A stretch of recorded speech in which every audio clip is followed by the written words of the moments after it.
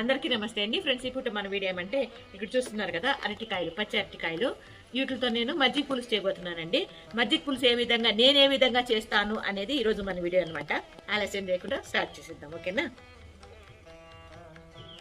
ముందుగా చేయికి వంట నూనె రాసుకొని దాని తర్వాత అరటికాయల తొక్కు అయితే తీసేద్దామండి.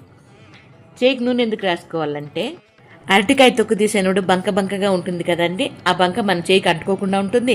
అది కూడా కాయలు శుభ్రంగా ఉంటాయి అన్నమాట. ఈ రకంగా ఆ తొక్కు తీసేసి అన్ని ఈ విధంగా చిన్న చిన్న బిళ్ళల్లాగా కట్ చేసుకున్నాను. ముందుగా అందులోకి వంట నూనె వేసుకున్నాను. దాని తర్వాత కారము, పసుపు, ఉప్పు ఇవన్నీ కూడా వేసాను అనమాట. అన్నీ వేసి ఈ రకంగా నూనె వేసాం కదండి, వంట నూనె కాబట్టి బాగా కలుసుకుంటుంది అనమాట. బాగా అదుక్కుంటుంది కూడా ఆ ముక్కలకి.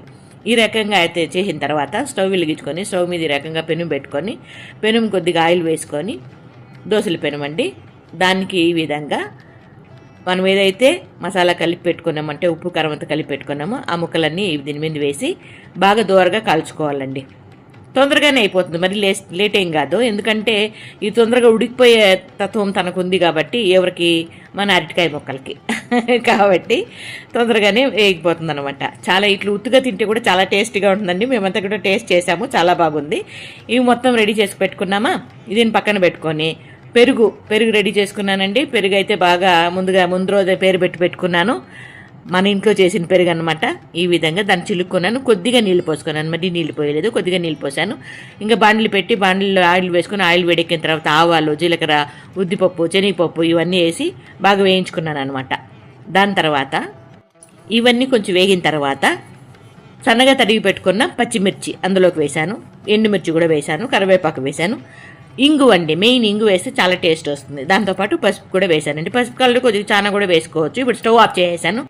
ఇందాక మనం అరటికాయలు రెడీ చేసి పెట్టుకున్నాం కదండి, ఆ ముక్కలన్నీ ఇందులోకి వేసేసాను అనమాట. ఇవంతా మొత్తం ఆ పోపు కలిసేటట్టుగా కలుపుకొనేసి స్టవ్ ఆఫ్ చేసేసాం కాబట్టి ఇప్పుడు పెరుగు అయితే అందులోకి వేసుకుని ఉప్పు వేసుకోవాలండి. స్టవ్ ఆఫ్ చేయకుండా వేస్తే పెరుగు అయితే పగిలిపోతుంది, టేస్ట్ బాగుండదు. కాబట్టి గుర్తుగా స్టవ్ ఆఫ్ చేసిన తర్వాతే ఈ విధంగా వేసుకోవాలన్నమాట. ఇవంట అందరూ తృప్తిగా పనిచేస్తారు, చాలా బాగుందన్నారు. ఇంక నేనైతే వడ్డించుకుంటున్నానండి.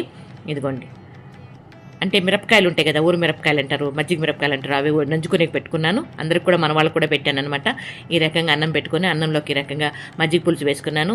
ఎంత బాగుందంటే అంత బాగుందండి, మాటల్లో చెప్పలేము. అసలు నేను ఇంకేం వడ్డించుకోలేదు, ఈ అన్నము మజ్జిగ పులుసుతోనే తినేసాను అంతే. ఇంక వేరే ఏమి కూడా సాంబార్లు, పప్పులు ఏమి కూడా వడ్డించుకోలేదు.